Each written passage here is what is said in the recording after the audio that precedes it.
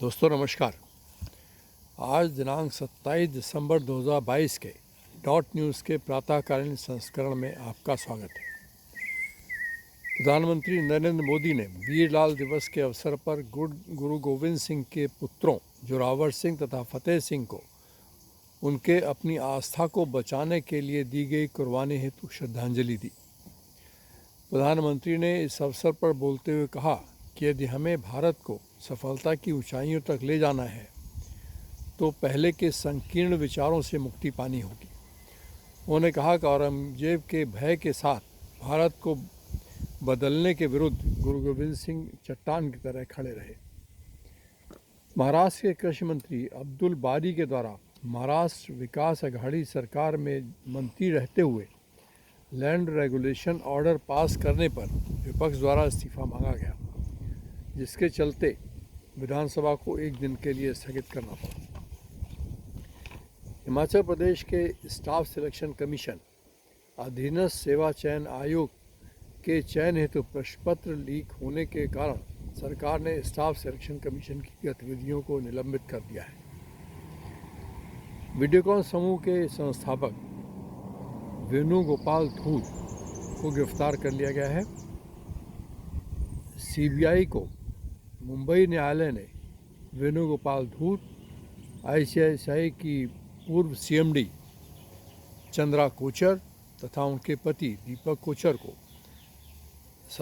28 दिसंबर तक के लिए सीबीआई हिरासत को दे दिया है। केंद्र सरकार की एडवाइजरी के अनुरूप कोविड-19 के संबंध में किसी भी अवस्था से निपटने की तैयारी का जायजा लेने के लिए अनेकों राज्यों तथा केंद्र शासित प्रदेशों में आज मॉक ड्रिल का आयोजन किया जाएगा। कांग्रेस पार्टी के भारत जोड़ो यात्रा के उत्तर प्रदेश में गुजरने के दौरान कांग्रेस पार्टी ने अनेकों पार्टियों के प्रमुखों से भारत जोड़ो यात्रा में शामिल होने के लिए कहा है। उनमें प्रमुख हैं समाजवादी पार्टी के अखिलेश यादव, राष्ट्रीय लोक दल के जयंत चौधरी तथा बहुजन समाज पार्टी की मुखिया मायावती जी शामिल हैं। कांग्रेस पार्टी ने कहा कि बीजेपी भारत जोड़ो यात्रा से डर गई है। यात्रा को रोकने तथा राहुल गांधी को बदनाम करने के लिए उत्सुकता से अनेकों प्रयास कर रही है। महाराष्ट्र लोकायुक्त बिल 2022, जिसमें मुख्यमंत्री तथा मंत्रियों को भी लोकायुक्त के दायरे में लाने की व्यवस्था है, को महाराष्ट्र विधानसभा के पटल पर रखा गया।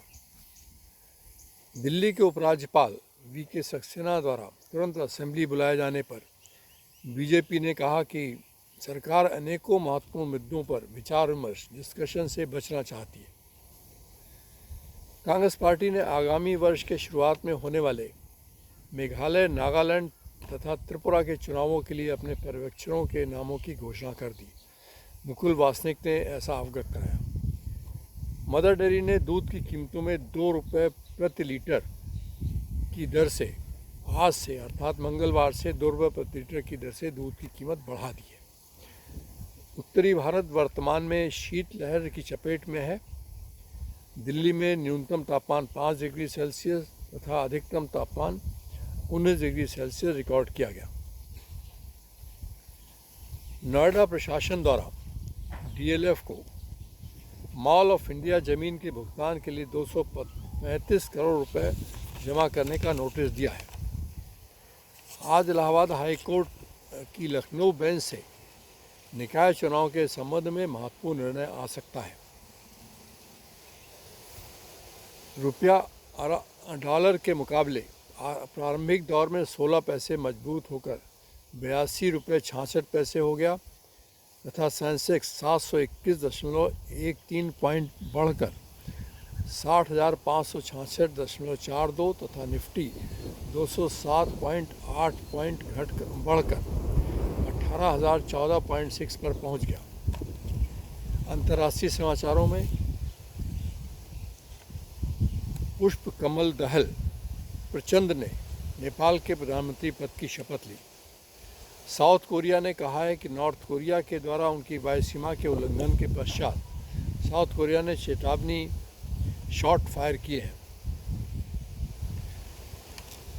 गुजरात समुद्र तट पर 10 क्रू मेंबर सहित अस्त्र शस्त्र लिए तथा 40 किलो नशीली पदार्थों को लेकर आ रही पाकिस्तानी नौका को गुजरात बंदरगाह पर रोका गया।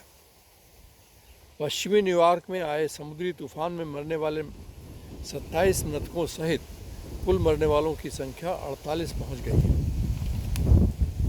यूक्रेन के विदेश मंत्री ने कहा कि वे यूएन में फरवरी 23 में होने वाले शांति सम्मेलन का इंतज़ार कर रहे हैं। राष्ट्रपति जेलेंस्की ने कहा कि उन्होंने प्रधानमंत्री मोदी से फ़ोन पर वार्ता की है और उम्मीद जताई है कि शांति फार्मूले को लागू करने में भारत उनके साथ रहेगा, अर्थात भारत को वो अपने साथ जोड़ते हैं। आज के समाचारों में बस इतना ही।